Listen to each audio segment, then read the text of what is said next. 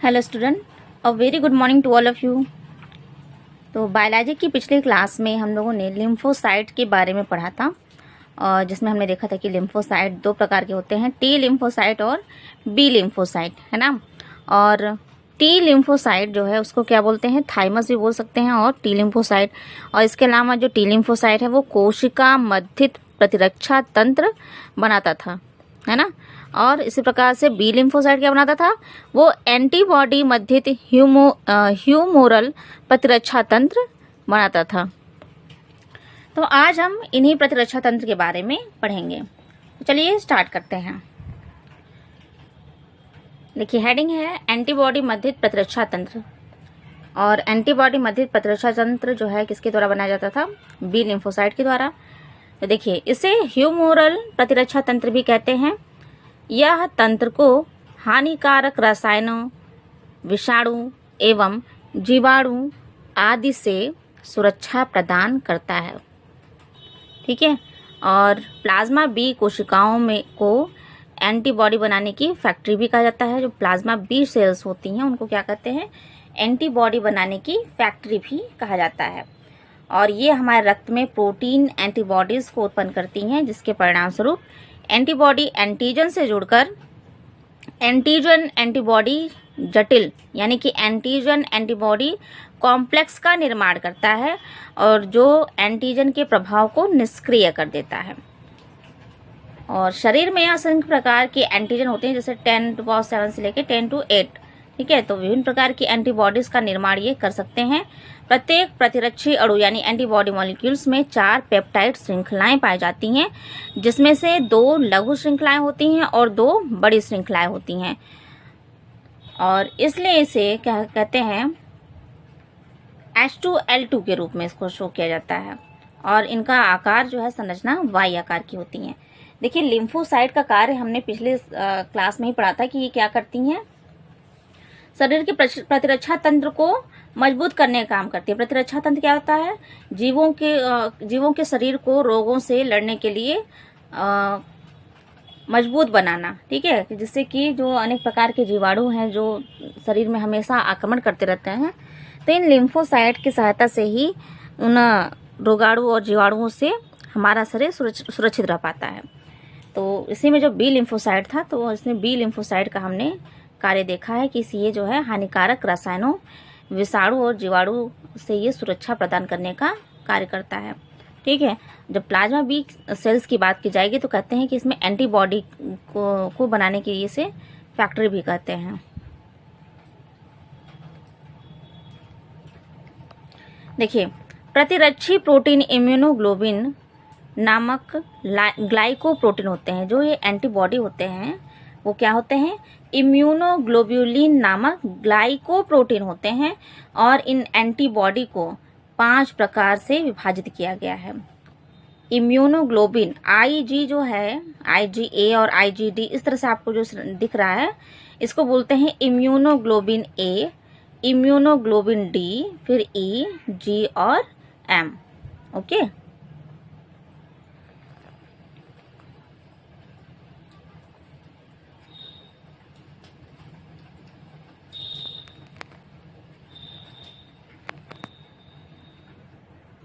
चलिए देखते हैं IgA यानी कि इम्यूनोग्लोबिन A का कार्य, ठीक है। तो इम्यूनोग्लोबिन A जो होता है ये क्या करता है, जितने भी शरीर में स्रावित होने वाले पदार्थ होते हैं, जैसे कि श्लेष्मा हो गया, ठीक है, माँ का दूध, इन सभी में ये उपस्थित होता है। कहाँ होते हैं, श्लेष्मा, माँ के दूध में।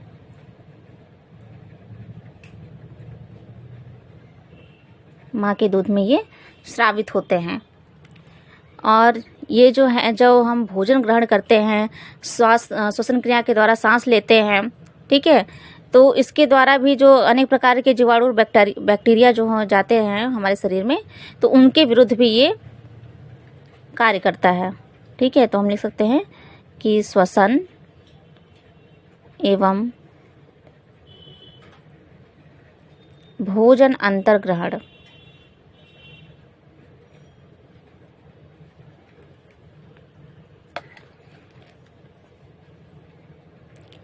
के साथ जो रोगजनक कारक आ जाते हैं, जीवाणु, ठीक है, रोगाणु जो भी हों,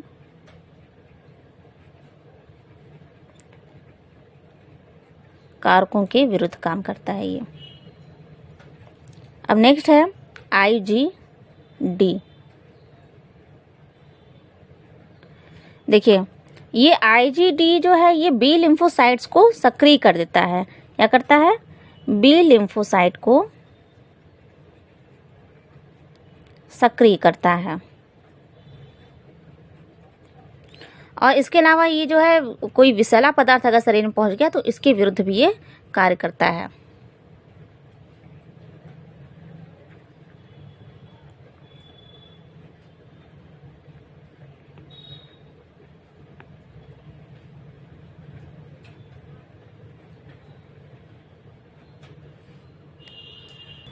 नेक्स्ट टाइप है IgE, यानी कि इम्यूनोग्लोबिन E। देखिए इम्यूनोग्लोबिन E जो है ये किसी एंटीजन के संपर्क में अगर आ गया तो ये मास्ट सेल और बेसोफिल्स से जुड़कर एलर्जी उत्पन्न कर देता है। ठीक है, एलर्जिक प्रतिक्रिया उत्पन्न करता है, जिससे कि कोशिकाओं द्वारा कुछ पदार्थकारी जैसे कि खुजली हो गया या फिर जलन हो गया, ठीक है, या त्वचा पे लालिमा, ठीक, तो इस तरह का जो है कुछ पदार्थ होते हैं उनका ये सिक्रीशन करता है। और इसके अलावा ये हिस्टामिन का सिक्रीशन करते हैं। तो लिख सकते हैं हम कि एंटीजन के संपर्क में आकर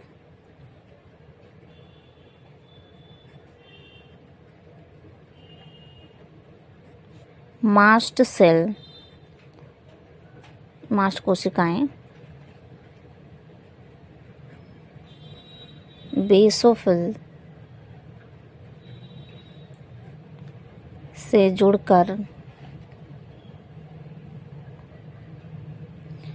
एलर्जिक प्रतिक्रिया उत्पन्न करता है।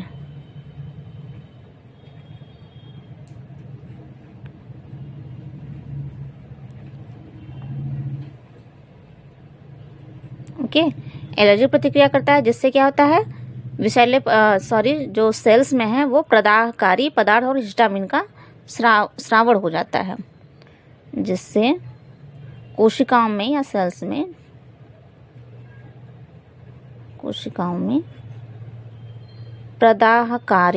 प्रदाहकारी अभी बताया ना कि जैसे हो सकता है त्वचा पे लालिमा हो जाए, खुजली हो जाए, ठीक है, या फिर दर्द हो, स्वेलिंग आ जाए, ठीक, तो इसे बोलते हैं प्रदाहकारी एवं हिस्टामिन।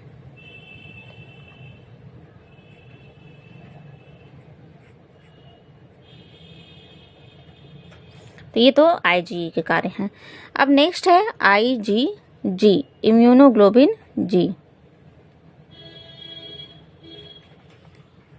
देखिए IgG जो है ये शरीर में सबसे अधिक मात्रा में पाया जाता है। ठीक है, सबसे अधिक मात्रा में उपस्थित होता है।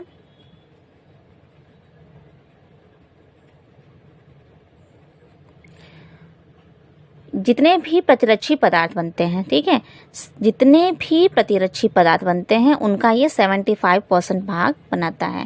तो हम कह सकते हैं कि सभी प्रतिरक्षी पदार्थों का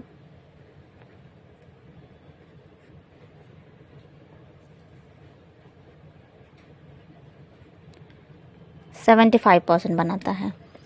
और इसके अलावा ये विषैले पदार्थ जैसे जीवाणु हो गए, विषाणु हो गए, इनके विरुद्ध भी ये कार्य करता है। सबसे मुख्य बात है कि ये एम्ब्रियो का इम्यून सिस्टम बनाता है। भ्रूण जो होता है, ठीक है, माता के गर्भ में जो भ्रूण होता है, एम्ब्रियो होता है, तो उनका ये प्रतिरक्षा तंत्र बनाता है।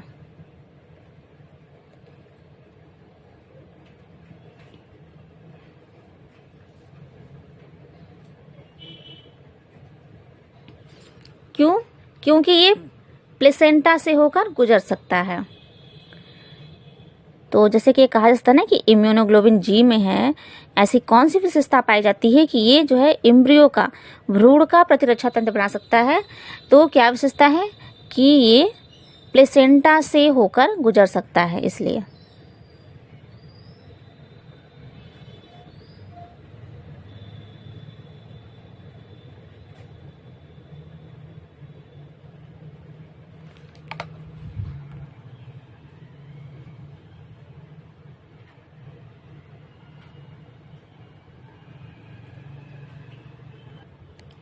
नेक्स्ट टाइप है देखिए IgM टाइप का, तो यही बता दे रही हूँ। IgM जो है ये सबसे कम मात्रा में पाया जाता है। सबसे अधिक मात्रा में कौन सा पाया जाता था? IgG पाया जाता था। तो इम्यूनोग्लोबिन M जो है ये सबसे कम मात्रा में पाया जाता है और इसका आकार भी बड़ा होता है। ठीक है, ये सबसे बड़े आकार का होता है, सबसे कम मात्रा में होता है और ये जो है संक्रमण स्थल पर पहले पहुंच जाता है। IgM संक्रमण स्थल पर पहले पहुंचता है और IgG की ये मतलब इम्यूनोग्लोबिन G की उत्पादन को ये बढ़ावा देता है।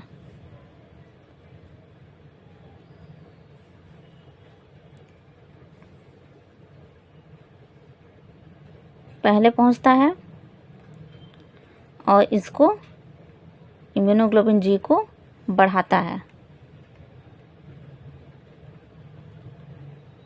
बढ़ावा देता है।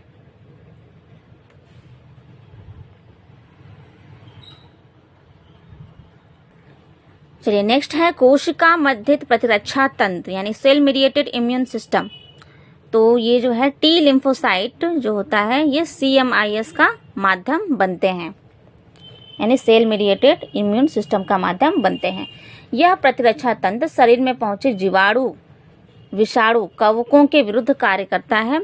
एंटीजन के संपर्क में आते ही क्या बना देता है? ये टी कोशिकाएं बनाती हैं और ये चारों नई बनी कोशिकाएं जो हैं क्रियात्मक रूप से भिन्न होती हैं, जिन्हें कि घातक टी सेल्स कहते हैं। देखिए एंटीजन के संपर्क में आते ही ये टी कोशिकाएं जो होती हैं 4 प्रकार की बनती हैं, जो कि क्या होती हैं? क्रियात्मक रूप से, मतलब वे जो है उनका सभी का कार्य, चारों का कार्य भिन्न भिन्न होता है, जिन्हें कि घातक टी सेल्स, घातक टी से कोशिकाएं, सहायक टी कोशिकाएं, दबाने वाली टी कोशिकाएं और स्मृति टी कोशिकाएं कहते हैं। ठीक है, 4 प्रकार की सेल्स बनी और जिनका जो है कार्य अलग होता है और इनका नाम क्या है? घातक को बोलते हैं किलर टी सेल्स और helper T cells, compressor T cells और ये होता है मेमोरी टी सेल्स। तो चलिए इन सभी के बारे में पढ़ लेते हैं थोड़ा सा। देखिए पहला जो है किलर या फिर घातक टी सेल्स जो हैं,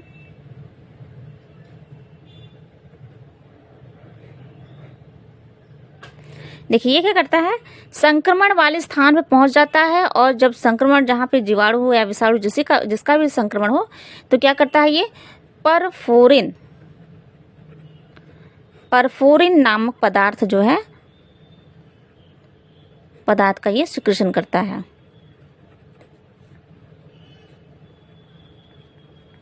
ठीक है, ये क्या करता है? परफोरिन ये जीवाणु की सतह पर छिद्र बना जाता है जिससे कि जीवाणु नष्ट हो जाता है ना। परफोरिन क्या करता है? जीवाणु की सतह पर छिद्र बना देता है जिससे कि जीवाणु नष्ट हो जाता है। और ये जो किलर टी सेल्स हैं ये इसके अलावा जो एड्स के वायरस होते हैं, HIV, ठीक है, और कैंसर के जो होते हैं उनको भी ये, कैंसर से प्रभावित जो सेल्स होते हैं उनको भी ये नष्ट करने का प्रयास करता है। तो याद रखिएगा किलर टी सेल्स क्या होती हैं? संक्रमण के स्थान में पहुंचती हैं और जब जीवाणु के संपर्क में आती हैं तो क्या करती हैं? परफोरिन नामक पदार्थ का स्राव करती है। परफोरिन का क्या कार्य है? परफोरिन जीवाणु की सतह पर छिद्र बना देता है जिससे कि जीवाणु नष्ट हो जाता है। और ये किलर टी सेल्स जो होती हैं, टी सेल्स, ये क्या करती हैं? HIV वायरस और कैंसर सेल्स पर भी ये आक्रमण करती हैं। नेक्स्ट है हेल्पर टी सेल्स।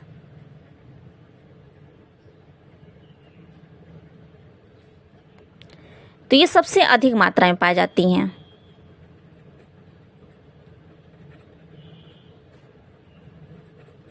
सबसे अधिक पाई जाती हैं और इनका क्या कार्य है कि ये बी लिम्फोसाइट को एंटीबॉडी बनाने के लिए प्रेरित करता है और इसके अलावा ये टी सेल्स को भी उत्तेजित करता है।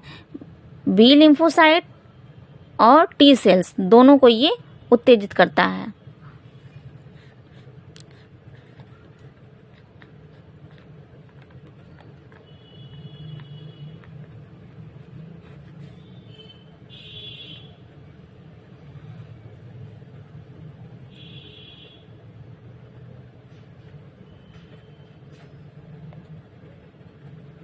ओके, यानी कि ये एक तरफ से उनकी मदद करता है। और ऐसा क्यों करता है? ताकि वो जो है देखता है कि जब वो देखिए हेल्पर टी सेल्स जो है ये बी लिम्फोसाइट और टी लिम्फोसाइट को उत्तेजित क्यों करता है? ताकि वो अपने से अलग प्रकार की कोशिकाओं का पहचान कर सके, अपने से अलग प्रकार की कोशिकाओं का पहचान कर सके और उन्हें नष्ट कर सके।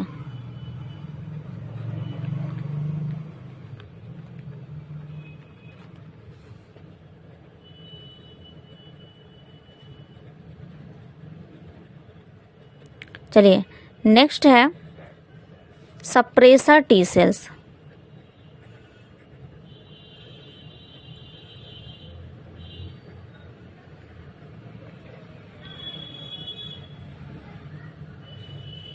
देखिए सप्रेसर टी सेल्स क्या होते हैं कि ये टी और बी दोनों प्रकार की लिम्फोसाइट को उस समय प्रभावित या दबाने का कार्य करता है जब शरीर में बाह्य कारक जो है आ जाते हैं या शरीर जो है बाह्य कारकों के द्वारा संक्रमित हो जाता है। तो हम क्या कहेंगे इसमें कि ये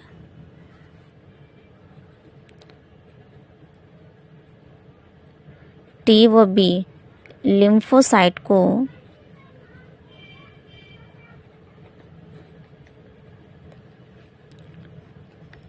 उस समय प्रभावित करता है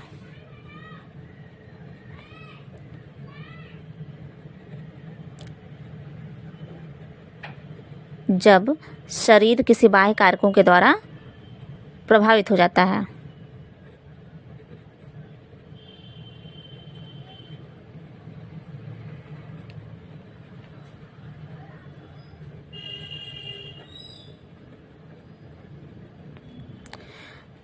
नेक्स्ट है मेमोरी टी सेल्स।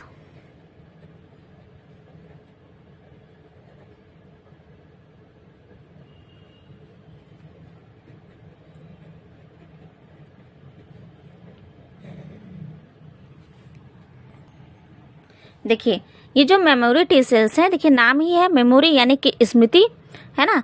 तो इस ये जो कहा जा रहा है कि मेमोरी टी सेल्स जो है अगर किसी रोग कारकों का आक्रमण पहले ही शरीर में हो चुका हो तो उसे ये याद करती हैं कि इस तरह के रोग जनकों का आक्रमण पहले शरीर में हो चुका है कि नहीं, और हुआ था तो उसे किस प्रकार से नष्ट किया गया था। ओके, तो उसको जो है याद करने काम करती है, इसलिए इनको कहा गया है मेमोरी टी सेल्स। तो हम कह सकते हैं कि यदि किसी रोग कारकों का आक्रमण या फिर संक्रमण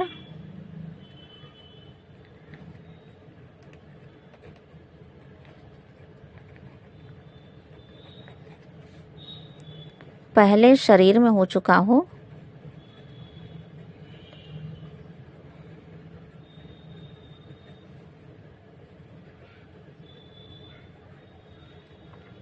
तो ये दोबारा से उन्हें नष्ट करने का प्रयास करती हैं।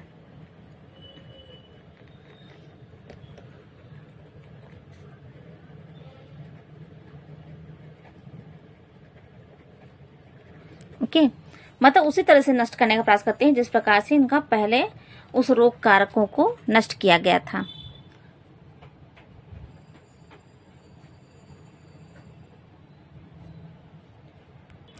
नेक्स्ट हेडिंग है सक्रिय और निष्क्रिय प्रतिरक्षा। देखिए जब परपोषी यानी कि होस्ट एंटीजेंस का सामना करता है तो उसके शरीर में प्रतिरक्षी यानी कि एंटीबॉडी का निर्माण हो जाता है। जो प्रतिजन होता है यानी कि एंटीजन होता है वो जीवित या मृत रोगाणु या फिर अन्य प्रोटीन के रूप में भी हो सकते हैं। तो इस प्रकार की प्रतिरक्षा जो कहलाती है सक्रिय प्रतिरक्षा यानी कि एक्टिव इम्यूनिटी कहलाती है ना। जैसे कि कोई परपोषी है, कोई होस्ट है, अगर इसमें किसी एंटीजन आ गए उसमें तो वो होस्ट का जो शरीर है वो एक तरीके से प्रतिरक्षी तंत्र का निर्माण कर देगा, एंटीबॉडी का निर्माण करता है। ओके, और ये जो कह रहा है कि ये जो एंटीजन है, प्रतिजन है, ये किस रूप में हो सकते हैं? ये जीवित रूप में भी हो सकते हैं, या फिर मृत रूप में भी हो सकते हैं, या फिर किसी प्रोटीन्स के रूप में भी ये हो सकते हैं। तो इस प्रकार के प्रतिरक्षा तंत्र को कहा गया सक्रिय प्रतिरक्षा तंत्र। देखिए, जब शरीर की रक्षा के लिए बनाए गए प्रतिरक्षी सीधे ही शरीर को दे दिए जाते हैं तो इसे कहा गया निष्क्रिय प्रतिरक्षा तंत्र। ओके, जैसे कि किसी बीमारी के अपोजिट जो है कोई जो दवा वगैरह है, कोई डोज है, वो डायरेक्ट ही शरीर को दे दिया जाता है तो उसे बोलते हैं निष्क्रिय प्रतिरक्षा तंत्र। अब देखिए, लैक्टेशन का उदाहरण दे रहा है, यानी कि दूध स्रावण जो होता है, ये जब कोई बच्चा जन्म लेता है तो शुरुआत में माता के दूध में जो है एक कोलोस्ट्रम नामक का एंटीबॉडी पाया जाता है। कोलेस्ट्रम नाम का प्रतिरक्षी उत्पन्न होता है। ठीक है, तो इसमें क्या होती है? इम्यूनोग्लोबिन ए की प्रचुरता होती है। इस कोलेस्ट्रम में इम्यूनोग्लोबिन ए की प्रचुर मात्रा में उपस्थिति होती है और इम्यूनोग्लोबिन ए जो है वो क्या करता है? शिशु की रक्षा करने का कार्य करता है। इसके अलावा देखिए, जब शिशु जो है गर्भावस्था में होता है, यानी कि भ्रूण में के रूप में होता है, तो प्रेगनेंसी के दौरान, यानी कि जब गर्भावस्था होती है, उस समय भी ये जो है भ्रूण को अपरा, यानी कि प्लेसेंटा, जहाँ पे भ्रूण रहता है, तो प्लेसेंटा के द्वारा माँ के कुछ प्रतिरक्षी मिलते रहते हैं। ठीक है, जिससे कि जो भी कुछ रोगाणु है, रोग कारक जीव है, वो भ्रूण को नुकसान ना पहुंचाएं, है ना। और जब जन्म ले लिया तो क्या हो रहा है? लैक्टेशन के माध्यम से उनको जो है इम्यूनिटी प्रदान की जाती है। नेक्स्ट है प्रतिरक्षीकरण या फिर टीकाकरण। देखिए, प्रतिरक्षीकरण या टीकाकरण का सिद्धांत जो है प्रतिरक्षा तंत्र की स्मृति के गुण पर आधारित होता है। टीकाकरण में क्या करते हैं कि रोगजनक या फिर निष्क्रिय दुर्बलीकृत रोगजनक को प्रतिजनी प्रोटीनों को शरीर में प्रवेश कराया जाता है और इन प्रतिजनों के विरुद्ध शरीर में उत्पन्न प्रतिरक्षियां वास्तविक संक्रमण के दौरान रोगजनकी कारकों को निष्प्रभावी बना देती हैं। देखिए, जो टीकाकरण होता है इसका अर्थ बता रहा है कि क्या कहता है कि किसी रोग के जीवाणु को निष्क्रिय अवस्था में ही शरीर में पहुंचा दिया जाता है ना। तो जिससे कि जो शरीर की सेल्स होती हैं वो इन जीवाणुओं को पहचान लेती हैं, है ना, कि इन्हें नष्ट कैसे करना है। फिर भविष्य में अगर ये रोग शरीर में पहुंचते हैं, इन रोग के जीवाणु जो हैं एक्टिव स्टेज में अगर शरीर में पहुंच जाते हैं, तो क्योंकि इनको जो है निष्क्रिय रूप में पहले से ही पहुंचाया गया रहता है शरीर में टीके के रूप में, तो हमारे शरीर की जो सेल्स होती हैं वो इन्हें पहचान लेती हैं और इन रोगाणु को नष्ट कर देती हैं, जिससे कि हमारे शरीर की सुरक्षा हो जाती है। ओके, जैसे कई प्रकार का टीकाकरण अभियान जो चलाया जा रहा है, उसमें जो टीका बनता है ना, बच्चों को लगता है, कुछ टीके जो होते हैं बड़ों को लगते हैं, तो उसमें क्या कहते हैं, रोग कारक जो जीन होते हैं उन्हीं को पहुंचाया जाता है। कोई वो खास दवा नहीं होती है ना। जिन रोगों से, जिन रोगाणुओं से, जिन जीवाणु या रोगाणु से कोई प्रकार का, किसी प्रकार का रोग उत्पन्न हो सकता है, तो उन्हीं रोगाणुओं को या फिर जीवाणुओं को ही क्या करते हैं, निष्क्रिय अवस्था में शरीर के अंदर डोज के रूप में, टीके के रूप में भेज दे जाते हैं, जिससे हमारा शरीर जो है, हमारे शरीर के अंदर जो सेल्स होती हैं वो इनको नष्ट करने का प्रयास करती हैं, है ना। फिर जब क्या होता है कि जब ये सक्रिय अवस्था में जब शरीर को प्रभावित करते हैं, संक्रमित करते हैं, तो क्योंकि हमारे सेल में जो है क्या, कौन सा सेल अभी हमने पढ़ा था, मेमोरी टी सेल्स, है ना, तो वो उन्हें पहचान लेती हैं कि इन्हें किस प्रकार से नष्ट किया गया था, तो वही उसी विधि के द्वारा उन्हें ये नष्ट कर देती हैं, जिससे कि हमारा शरीर उस खास प्रकार के रोग के प्रति सुरक्षित हो जाता है। देखिए, टीकाकरण के लिए वैक्सीनेशन शब्द का प्रयोग किया जाता है। तो ये वैक्सीन और टीका जो है शब्द, इसका सर्वप्रथम प्रयोग किसने किया था? तो एक साइंटिस्ट थे जिनका नाम है एडवर्ड जेनर। तो एडवर्ड जेनर ने सर्वप्रथम टीका शब्द का प्रयोग किया था।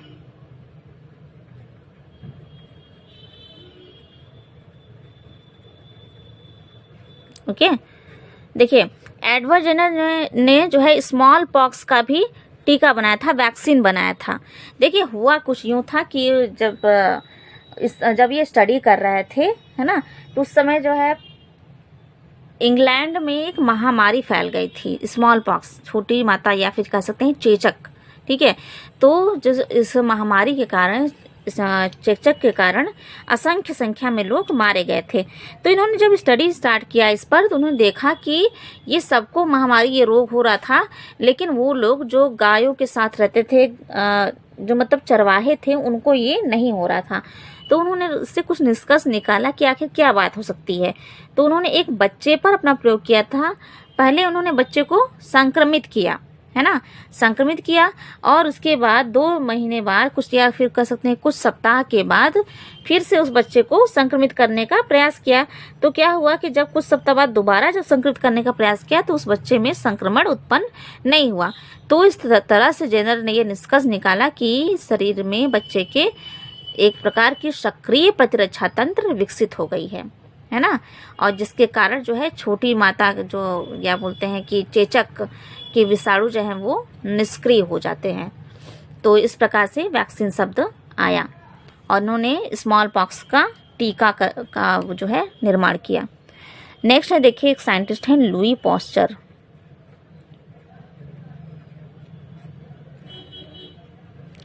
तो लुई पास्चर ने एंथ्रेक्स, चिकन कॉलरा और रेबीज के टीके बनाए थे।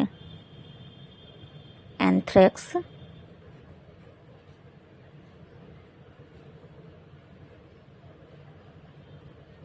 चिकन कॉलरा, चिकन कॉलरा को बोलते हैं हैजा,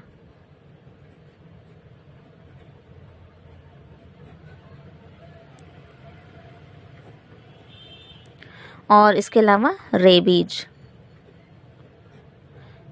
रेबीज को और क्या बोल सकते हैं, हाइड्रोफोबिया।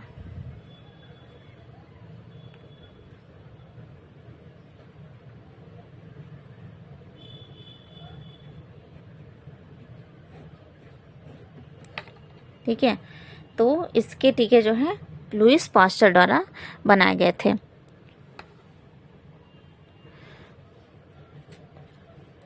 एक अन्य साइंटिस्ट है जिनका नाम है रॉबर्ट कोच।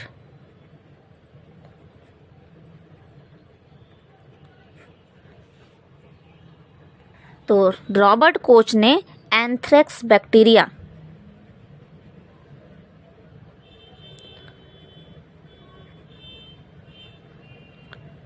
टीबी बैक्टीरिया, इसके अलावा कॉलेरा बैक्टीरिया की खोज की थी।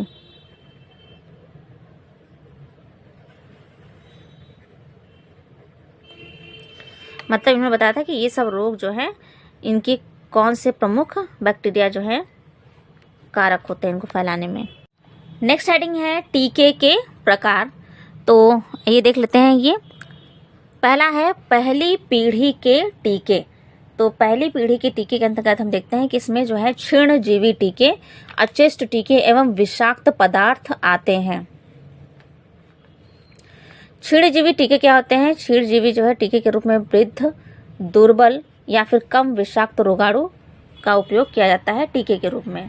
ठीक है, जो क्षीणजीवी जो टीके होते हैं वो कहते हैं कि वो कम प्रभावशाली हैं, वृद्ध हैं, दुर्बल हैं या फिर कम विषाक्त रोगाणु के टीके के रूप में इनका प्रयोग किया जाता है। किसका? क्षीणजीवी टीकों का। जैसे कि पास्चर का हैजा टीका, जेनर का छोटी चेचक टीका। नेक्स्ट देखिए मृत या अचेष्ट टीके। तो मृत या अचेष्ट टीके के रूप में मृत या फिर अचेष्ट जीवाणुओं का प्रयोग किया जाता है। जैसे कि शाल्क का पोलियो टीका। तो पोलियो का टीका किस प्रकार का है? ये इनएक्टिव टीका है ना, और डेड है ये। यानी कि पोलियो का टीका बनाने के लिए जिस जीवाणु का प्रयोग किया जाता है वो कैसा होता है? इनएक्टिव रहता है, अक्रिय अवस्था में रहता है और साथ में डेड भी रहता है। तो उस डेड अवस्था में उसको शरीर के अंतर्गत पहुंचा दिया जाता है। नेक्स्ट देखिए विषाक्त पदार्थ या फिर विष को परिष्कृत करने के टीके के रूप में प्रयोग किया जाता है ना। यानी कि कोई विषाक्त पदार्थ या फिर विष उसको भी परिष्कृत करके टीके के रूप में उपयोग किया जा सकता है। जैसे कि डिप्थीरिया या फिर टिटनेस के टीके।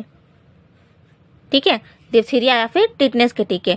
तो जैसे अगर पूछा जाए कि चेचक का टीका पोलियो का टीका या डिप्थीरिया टिटनेस के टीके जो हैं ये किस प्रकार का टीका है, तो पहली पीढ़ी का टीका है, ये फर्स्ट जनरेशन वैक्सीन हैं, ये है ना। फर्स्ट जनरेशन वैक्सीन के अंतर्गत क्या कौन कौन से टीके हैं, जेनर का छोटी चेचक, हैजा का टीका, पोलियो, डिप्थीरिया और टिटनेस के टीके। चलिए नेक्स्ट है दूसरी पीढ़ी के टीके। तो इस प्रकार के जो टीके होते हैं वे एंटीजन को आनुवंशिक अभियंत्रिकी के द्वारा गुणित करके बनाए जाते हैं, जैसे कि हेपेटाइटिस बी का टीका। ठीक है, हेपेटाइटिस बी का टीका क्या है, दूसरी पीढ़ी का टीका है। नेक्स्ट है देखिए तीसरी पीढ़ी के टीके। तो आनुवंशिक अभियंत्रिकी के द्वारा प्रोटीन या पॉलीपेप्टाइड के रूप में उच्च क्षमता वाले अत्यधिक शुद्ध टीके बनाए जाते हैं, जैसे कि रिकॉम्बिनेंट डीएनए टेक्नोलॉजी के द्वारा यीस्ट से तैयार किया गया हेपेटाइटिस बी का टीका।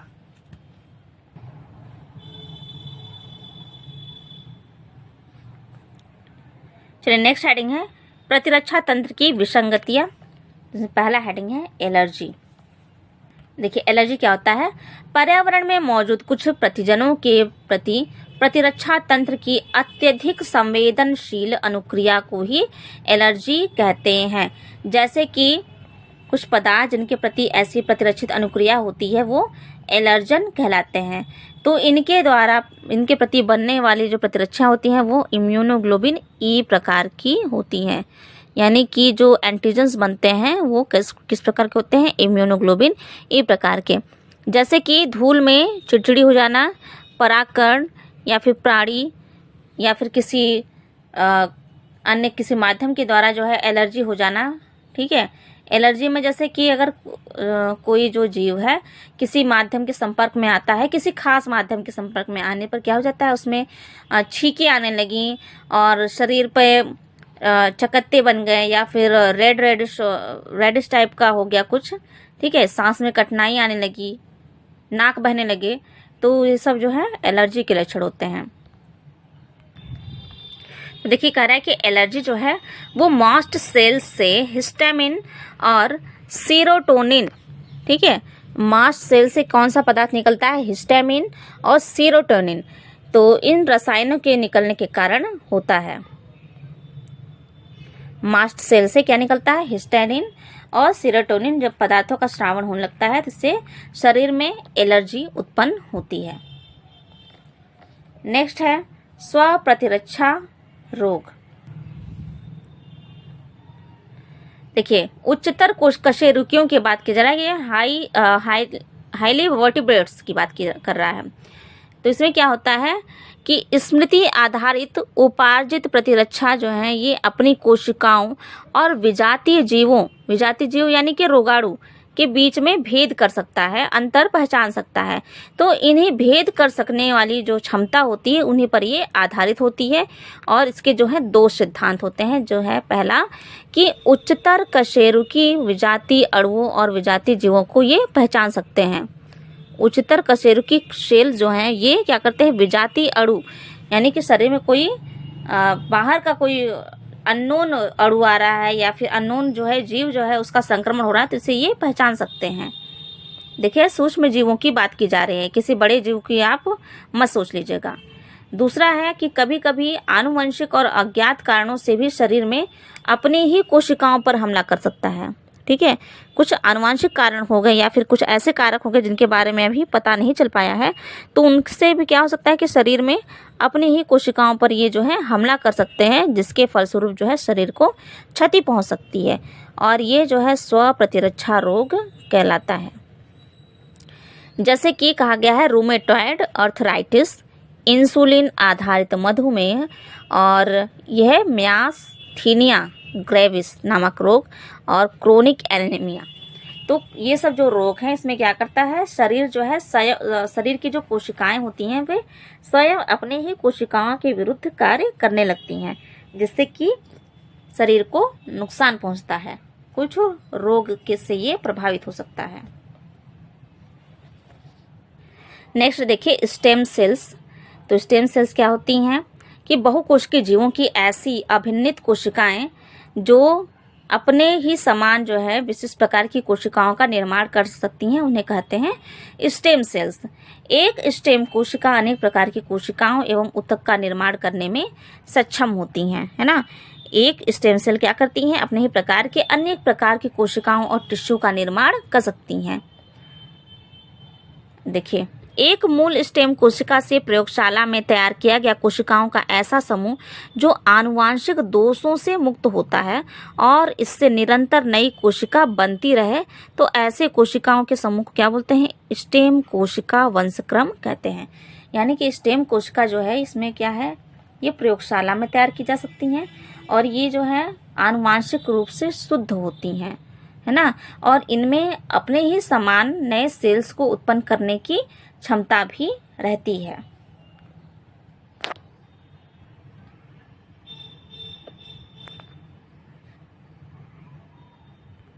देखिए, हम बुक में फिगर देख लेते हैं, division and differentiation of stem cell. तो यहाँ देखिए इसमें लिखा है कि cultured stem cells can become any cell in the body. कह रहा है कि स्टेम सेल का कल्चर करने पर हम शरीर के किसी भी सेल का जो है निर्माण कर सकते हैं, है ना। स्टेम सेल है और स्टेम सेल में अभी हमने पढ़ा कि वो जो है कई अपने ही प्रकार के सेल्स का निर्माण कर सकती हैं और ये आनुवांशिक रूप से शुद्ध भी होती हैं। तो देखिए, लिखा हुआ है कि स्टेम सेल से हम जो है नर्व सेल अगर नष्ट हो गई हैं तो नर्व सेल का निर्माण कर सकते हैं। इसके अलावा ब्लड सेल्स का निर्माण कर सकते हैं, है ना, लिवर सेल्स का निर्माण कर सकते हैं और जो है मसल सेल्स का। ठीक है, तो यानी जो लिखा है कि any cells in the body, cultures stem cell can become any cells in the body. जो स्टेम सेल होती हैं इनका सबसे प्रमुख जो है उपयोगिता क्या है कि ये शरीर की किसी भी सेल का निर्माण कर सकती हैं। नेक्स्ट हेडिंग है स्टेम कोशिका पदानुक्रम एवं प्रकार। तो उसमें देखिए, विभिन्न प्रकार की कोशिकाओं एवं ऊतकों में भिन्नित होने के आधार पर स्टेम कोशिकाओं को पूर्ण शक्ति यानी कि टोटीपोटेंट, ठीक है, इस लाइन को ध्यान समझिए, विभिन्न प्रकार की कोशिकाओं एवं ऊतकों में डिफरेंशिएट यानी कि भिन्नित होने के कारण, अलग होने के कारण स्टेम कोशिकाओं को पूर्ण शक्त यानी कि टोटीपोटेंट, बहुशक्त प्लूरीपोटेंट, असंतत शक्त यानी कि मल्टीपोटेंट या फिर एक शक्त यानी कि यूनिपोटेंट कहा जाता है। देखिए, ये टर्म्स जो हैं, ये नाम ये याद रखिएगा, totipotent, pluripotent, multipotent and unipotent. देखिए, कह रहा है कि युग्मनज यानी कि जायगोट है एक पूर्ण शक्त क्या कहा गया, टोटीपोटेंट है। जायगोट क्या है, टोटीपोटेंट सेल्स होती हैं जो शरीर में किसी भी प्रकार की कोशिका का निर्माण करने में सक्षम होती हैं।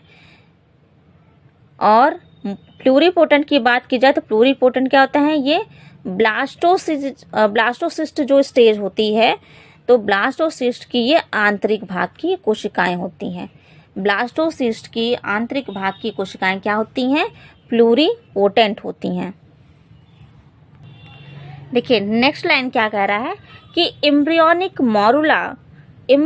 मॉरुला सेल्स ये क्या है, पूर्ण शक्त कोशिकाएं यानी कि टोटीपोटेंट।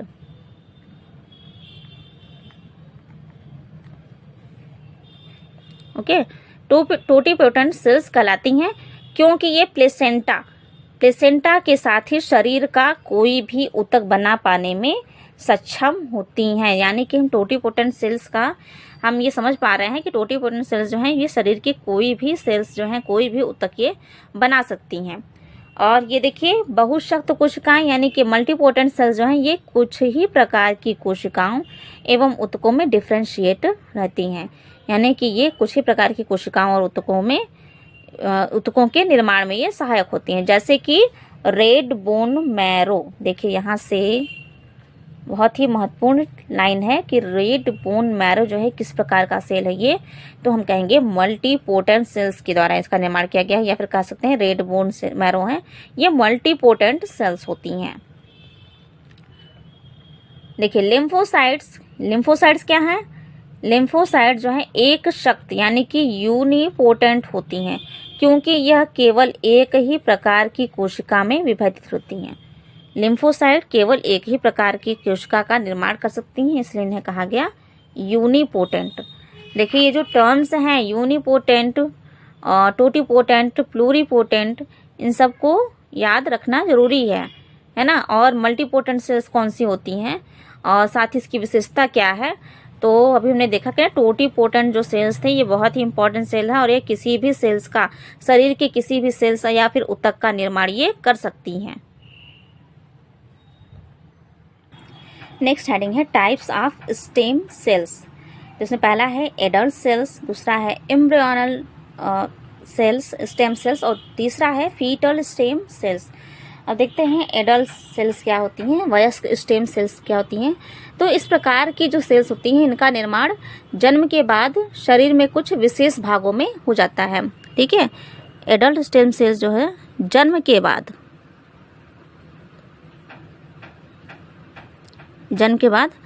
शरीर के कुछ विशेष भागों में,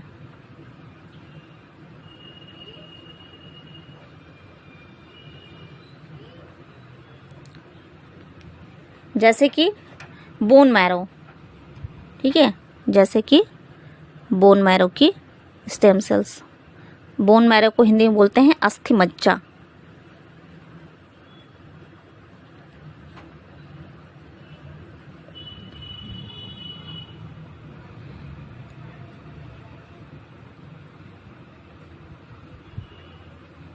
ठीक है, जैसे कि अस्थि मज्जा स्टेम सेल्स के द्वारा जो है अनेक प्रकार के ब्लड कॉर्पसेल्स का निर्माण होता है ना। अस्थि मज्जा स्टेम कोशिका के द्वारा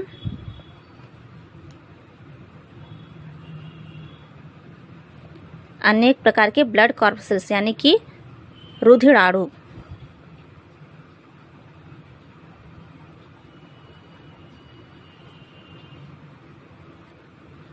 का निर्माण।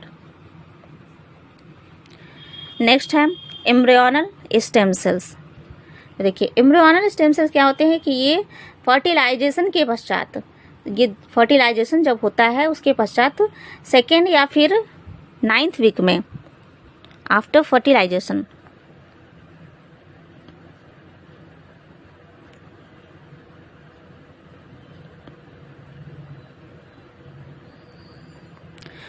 यानी कि निषेचन के पश्चात सेकेंड या फिर 9th जो वीक होता है उसके उस सेकेंड से 9th वीक के दौरान जो है क्या होता है कि ब्लास्टोसिल्स की भीतरी कोश की पिंड में प्लूरिपोटेंट स्टेम सेल का स्टेम कोशिका होती हैं, है ना। ये भ्रूणी स्टेम सेल्स क्या होती हैं, फर्टिलाइजेशन के बाद जो दूसरे और 9वें सप्ताह के दौरान, मतलब दूसरे से 9वें सप्ताह के दौरान बनने वाली ये प्री एम्ब्रियोनिक, इन्हें कह सकते हैं प्री एम्ब्रियोनिक को हिंदी में बोलते हैं पूर्व भ्रूण।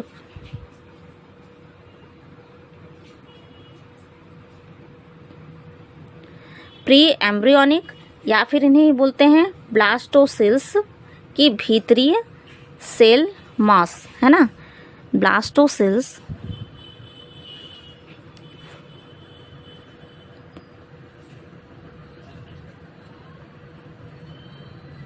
ब्लास्टोसिस्ट की भीतरी सेल मास या फिर इनर सेल मास।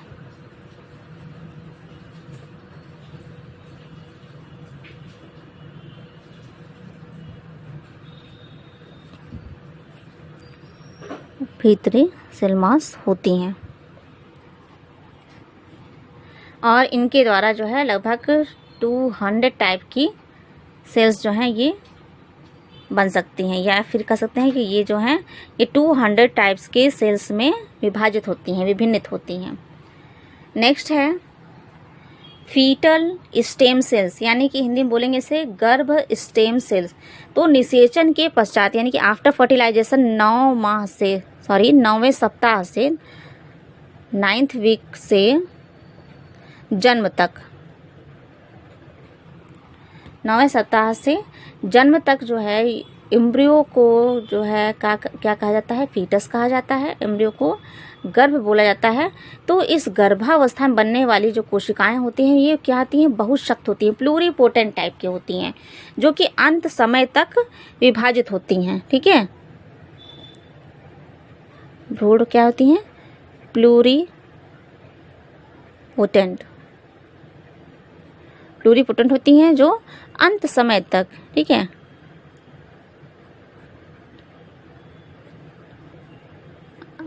अनंत समय तक विभाजित होती रहती हैं।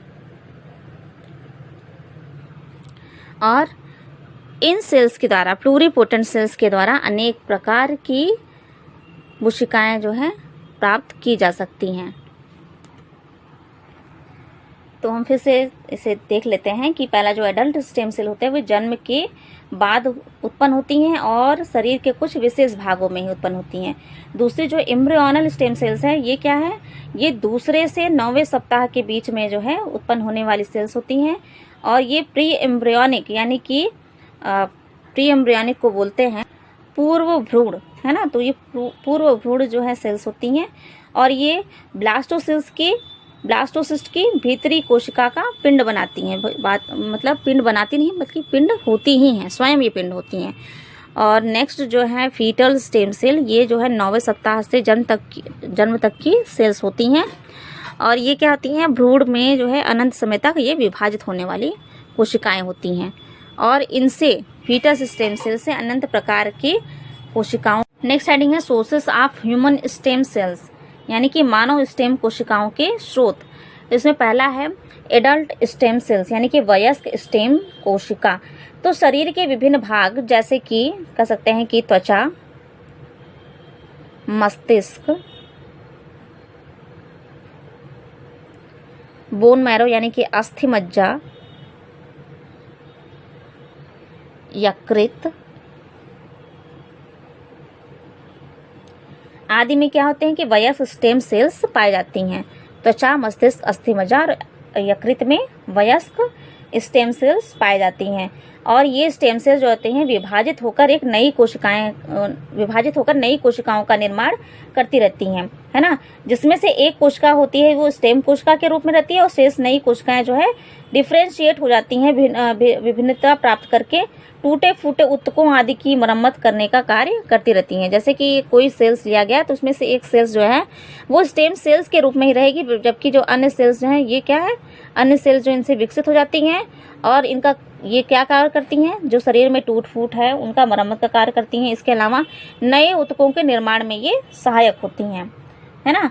और कह रहा है कि स्टेम सेल्स जो है, एडल्ट स्टेम सेल्स के बारे में कहा जा सकता है कि इनका जो उपयोग सीमित होता है, क्योंकि ये सीमित संख्या में डॉटर सेल का निर्माण करती हैं। ठीक है, सीमित संख्या में डॉटर सेल यानी कि संतति कोशिका की बात कर रहा है।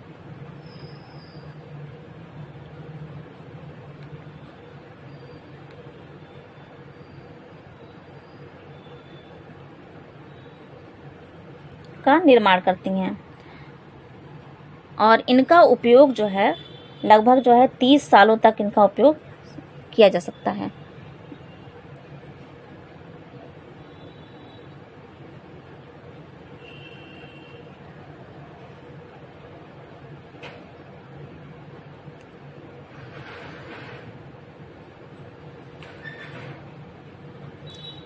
उपयोग संभव हो सकता है इनका। अब नेक्स्ट है अम्बिलिकल कॉर्ड स्टेम सेल्स, यानी कि गर्भनाल स्टेम कोशिकाएं। तो देखिए गर्भनाल स्टेम सेल्स क्या होती हैं कि जब शिशु जन्म लेता है तो शिशु जो है वो अपनी माता के द्वारा इन्हीं स्टेम सेल्स यानी अम्बिलिकल कॉर्ड से ही ये अटैच रहता है ना। तो क्या होता है कि जब शिशु जन्म लेता है तो इस अम्बिलिकल कॉर्ड को काट के हटा दिया जाता है। तो इसमें जो रक्त कोशिकाएं होती हैं उनको सुरक्षित रख लिया जा सकता है, जिसका उपयोग भविष्य में किसी रोग के द्वारा या फिर किसी रोग या दुर्घटना के द्वारा अगर कोई अंग डैमेज हो जा रहा है तो इन जो है सेल्स का उपयोग किया जा सकता है ना। और इन जो अम्बिलिकल कॉर्ड स्टेम सेल्स जो हैं इनका जो सुरक्षित रखने के लिए बैंक भी बनाए जाते हैं। ठीक है, संग्रह बैंकों का भी निर्माण किया जाता है।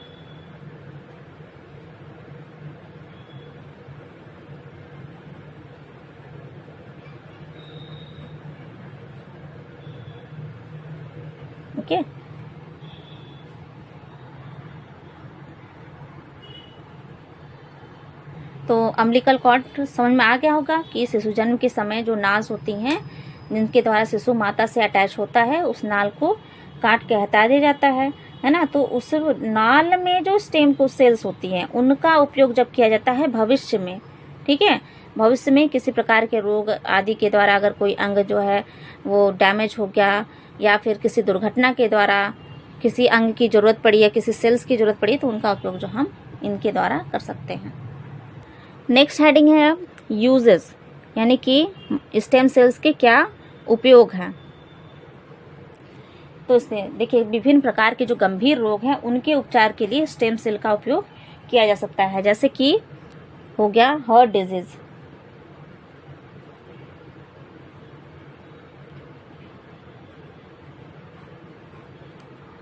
देखिए हार्ट में अगर मायोकार्डियल इन्फेक्शन हो गया, अगर मायोकार्डियल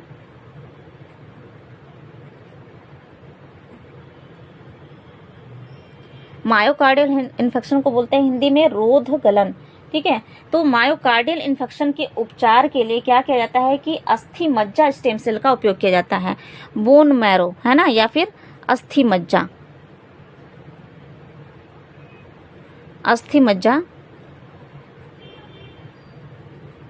स्टेम सेल का उपयोग करके क्या कर सकते हैं, हृदय पेशियों या फिर हृदय पेशी कोशिकाओं को बनाया जा सकता है।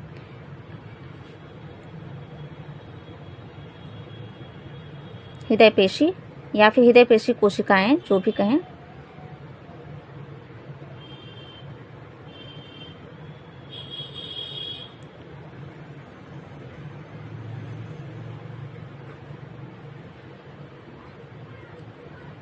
कोशिकाओं का निर्माण किया जा सकता है। इसके अलावा टिश्यू का भी, ऊतकों का भी निर्माण किया जा सकता है, ठीक है। तो मायोकार्डियल इन्फेक्शन में क्या कर सकते हैं, अस्थि मज्जा जो है स्टेम सेल, इनका उपयोग करते हैं। दूसरा रोग है स्किन ग्राफ्टिंग।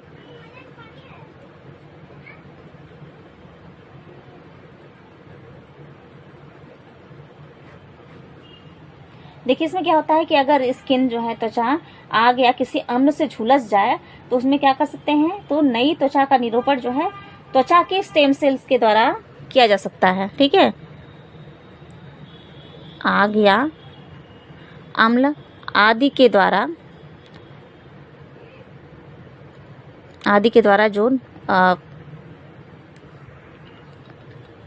क्षतिग्रस्त कर सकते हैं, इसे क्षतिग्रस्त त्वचा कोशिकाओं को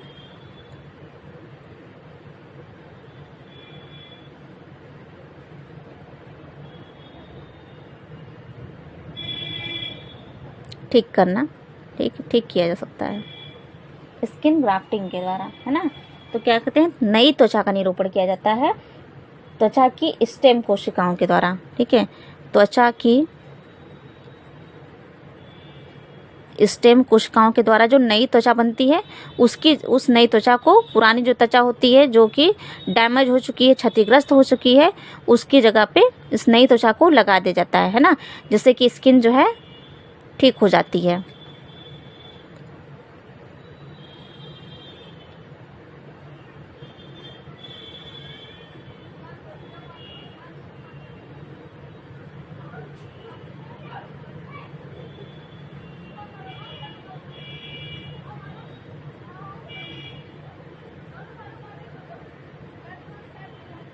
ओके, त्वचा की स्टेम कोशिका द्वारा जो निर्मित होती है नई त्वचा की ग्राफ्टिंग जो है स्किन ग्राफ्टिंग के अंतर्गत की जाती है। तीसरा प्रकार का रोग है जैसे ल्यूकेमिया ट्रीटमेंट। ल्यूकेमिया यानी कि ब्लड कैंसर।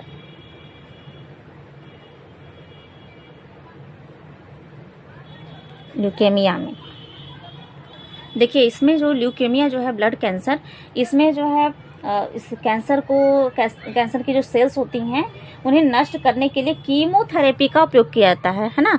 कीमोथेरेपी का उपयोग करते हैं। तो कीमोथेरेपी जो है इसके द्वारा बोन मैरो जो है वो नष्ट हो सकता है, अस्थि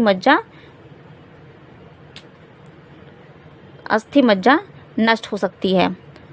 तो इस अस्थि मज्जा के निर्माण के लिए स्टेम सेल प्रत्यारोपण का उपयोग किया जाता है। चौथा प्रकार है कॉर्निया ट्रांसप्लांटेशन। कॉर्निया ट्रांसप्लांटेशन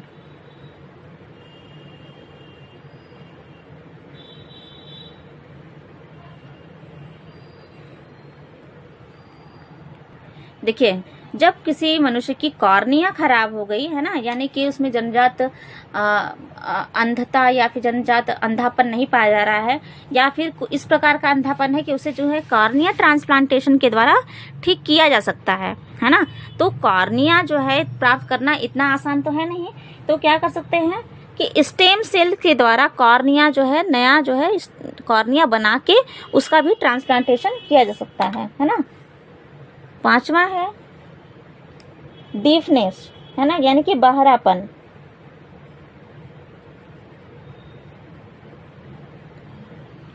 तो देखिए, स्टेम सेल्स के द्वारा बहरेपन का भी इलाज किया जा सकता है। और जो है अम्बिलिकल कॉर्ड ब्लड स्टोरेज जो हमने देखा ही था कि इसमें क्या किया जाता है कि गर्भनाल में जो स्टेम सेल्स जो हैं होती हैं उनको सुरक्षित कर लिया जाता है बैंक में, है ना। अम्बिलिकल कॉर्ड जो बैंक होते हैं स्पेशली बने होते हैं उनमें इन्हें सुरक्षित कर लिया जाता है, और इससे जो है कई प्रकार के ब्लड कॉर्पसेस और प्लेटलेट्स का भी निर्माण किया जा सकता है। ठीक है, अम्बिलिकल कॉर्ड के द्वारा।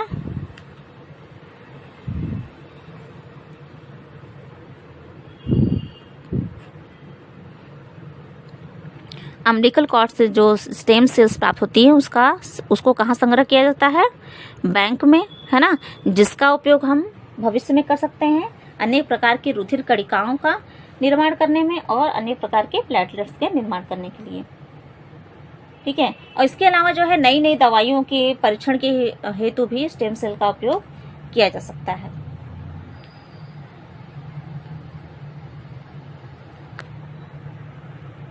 नेक्स्ट हेडिंग है, देखिए, स्टेम सेल थेरेपी।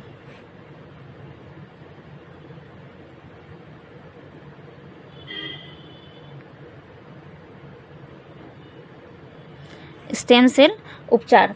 तो देखिए, अभी हमने इसका उपयोग पढ़ा है कि क्या होता है, क्षतिग्रस्त कोशिकाओं को ये ठीक करने का कार्य करती हैं, है ना। कृत्रिम रूप से हम जो है क्षतिग्रस्त कोशिकाएं या किसी प्रकार का जो अंग है, सेल्स हैं, ऊतक है, उनका निर्माण जो है स्टेम सेल के माध्यम से करा सकते हैं, है ना। अनेक प्रकार के जैसे हार्ट डिजीज में हम क्या कर रहे थे, एक पेशी और कोशिकाओं या फिर ऊतक का ही निर्माण किया जा सकता है। तो इसमें क्या किया जाता है कि रोगी का जो शरीर है, जैसे जो रोगी है जिसमें उपचार किया जाना है, उसी रोगी का ही स्टेम सेल का उपयोग किया जाता है। ठीक है, टिश्यू कल्चर के लिए। और ऐसा क्यों किया जाता है? क्योंकि कोई भी मेडिकल जो है उसमें असुविधा ना हो जाए, चिकित्सीय असुविधा ना उत्पन्न हो सके, इसलिए। तो इस प्रकार से स्टेम सेल का जो है उपयोग किया जाता है ना। देखिए, थेरेपी में क्या करते हैं उपचार में कि जो रोगी होता है उसी के ही सेल्स का उपयोग करते हैं, है ना। किसी भी रोग के लिए या फिर कोई क्षतिग्रस्त अंग है तो हम किसी अन्य मनुष्य का या किसी अन्य जीव का सेल्स या फिर स्टेम सेल का उपयोग नहीं करते। जिसमें समस्या होती है, जिसमें प्रॉब्लम होती है, उसी का सेल उपयोग करते हैं अनेक जो है नए टिश्यू का निर्माण में, नए सेल्स के निर्माण में। और ठीक है, नेक्स्ट हेडिंग है अंग प्रत्यारोपण यानी कि ऑर्गन ट्रांसप्लांटेशन। तो देखिए, क्या होता है कि किसी स्वस्थ व्यक्ति के एक स्वस्थ कार्यशील अंग को निकालकर किसी दूसरे व्यक्ति के क्षतिग्रस्त या फिर विफल अंग की जगह प्रत्यारोपित करने को ही अंग प्रत्यारोपण कहते हैं। क्या कह सकते हैं? किसी व्यक्ति के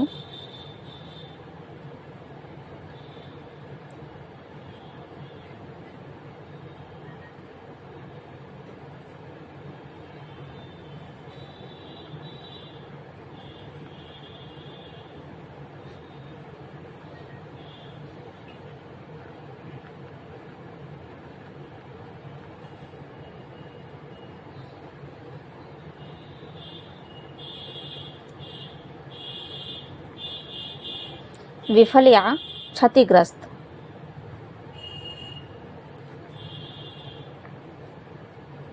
अंग की जगह प्रत्यारोपण करना।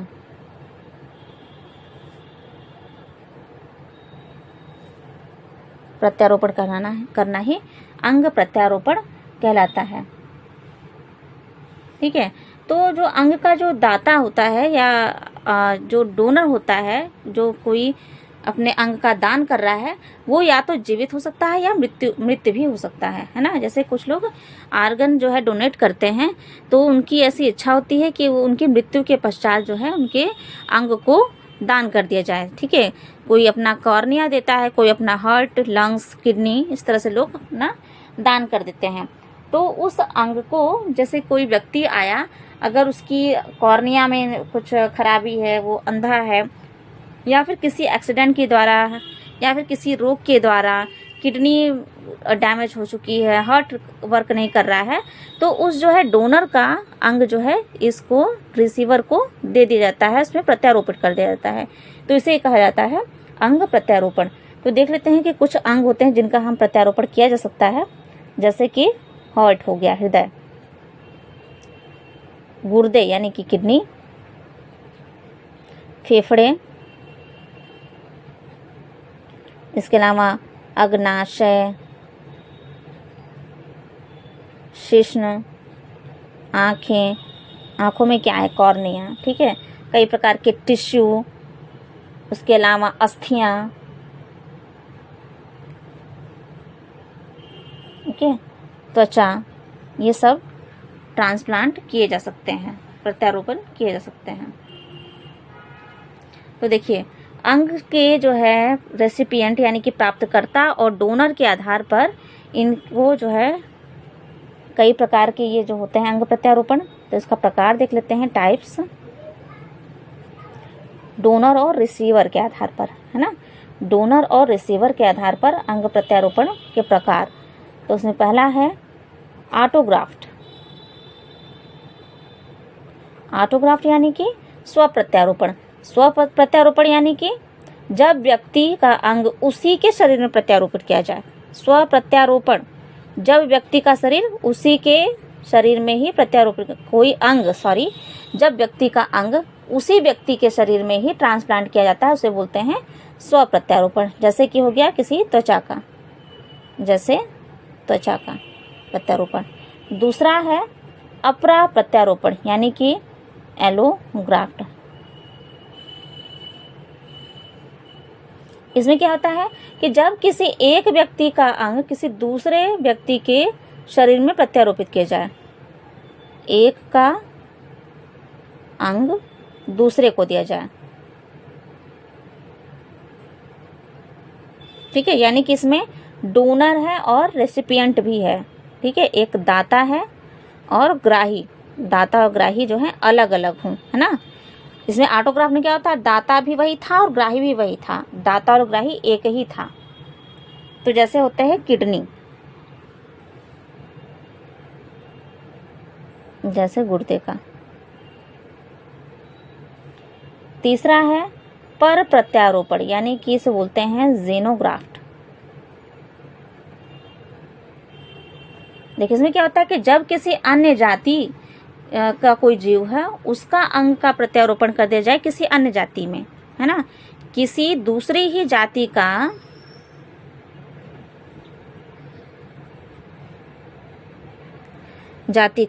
प्रत्यारोपण हो, अंग प्रत्यारोपण हो जाए किसी अन्य जाति में। ठीक है,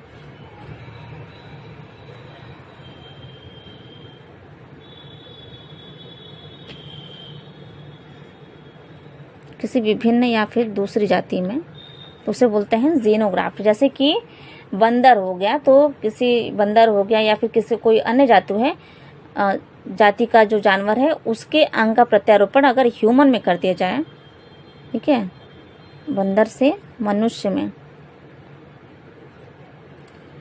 तो उसे कहते हैं पर प्रत्यारोपण यानी कि जेनोग्राफ्ट कहते हैं। तो उसके जो एग्जाम्पल हैं, जैसे कि फेफड़ा,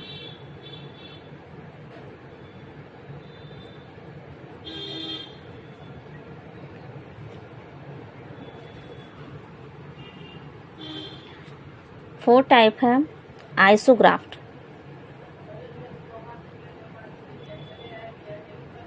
आइसोग्राफ्ट यानी कि सम प्रत्यारोपण।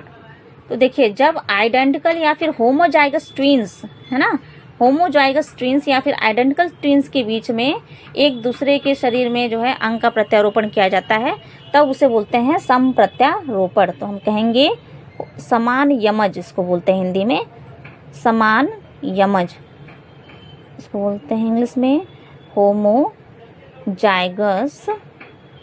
ट्विंस। ट्विंस के बीच में जो प्रत्यारोपण हो रहा है अंग का, उसे हम बोलते हैं सम प्रत्यारोपण यानी कि आइसोग्राफ्ट।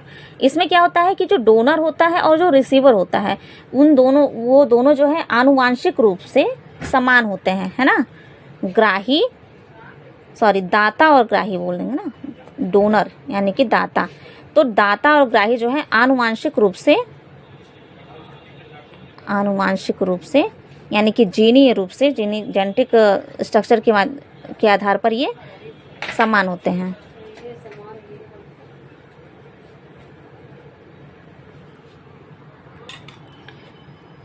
है ना। तो इस तरह से हम देख रहे हैं कि जो स्टेम सेल्स जो हैं इनका उपयोग जो है बहुत ही ज़्यादा है, ये काफ़ी उपयोगी होते हैं। जैसे कि पहले क्या होता था कि अगर किसी रोगी का कोई अंग डैमेज हो गया, है ना, शरीर का कोई अंग जो है डैमेज हो गया या फिर कोई कॉर्निया डैमेज हो गई, तो उन्हें जो है अंग प्रत्यारोपण के बारे में पता नहीं था, या फिर पता भी चला तो ये है कि ये अंग प्रत्यारोपण जो है ज़्यादा मात्रा में नहीं किए जाते हैं, है ना, अधिक मात्रा में किए नहीं जाते हैं, जिससे कि सभी रोगियों को अंग नहीं प्राप्त हो सकता है ना। जो भी अंग जो है उनका डैमेज है वो अंग जो है सभी रोगियों को प्राप्त हो, ऐसा संभव तो नहीं है। तो क्या किया जाता है कि स्टेम सेल जो है ऐसी तकनीक के माध्यम से क्या हो सकता है कि सभी को अंग जो है उनके शरीर से ही प्राप्त हो सकते हैं, है ना।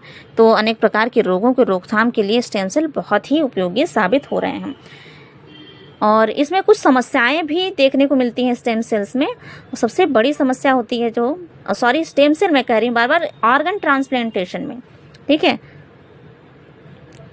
तो ऑर्गन ट्रांसप्लांटेशन की उपयोगिता अगर हम देखें तो उपयोगिता बहुत है, क्योंकि कई प्रकार के ऑर्गन जो है नष्ट हो जाते हैं, तो अन्य व्यक्ति द्वारा जो है ऑर्गन को हम रोगी के शरीर में ट्रांसप्लांट करके उसके जीवन को बचा सकते हैं, है ना। लेकिन आप देखिए, हम देखते हैं समस्याओं के बारे में। तो सबसे बड़ी समस्या होती है टिश्यू रिजेक्शन की, है ना, यानी कि ऊतक जो है किसी अन्य ऊतक को एक्सेप्ट जल्दी नहीं करता है, तो इससे क्या होता है, टिश्यू रिजेक्ट हो जाता है। तो अंग ट्रांसप्लांटेशन की जो प्रक्रिया है वो पूर्ण रूप से सफल नहीं हो सकती है। तो इसके लिए भी साइंटिस्ट ने क्या किया है, कुछ खास प्रकार की दवाएं और मेडिसिन का उपयोग करके जो है इसे सफल बनाने का प्रयास किया जा रहा है।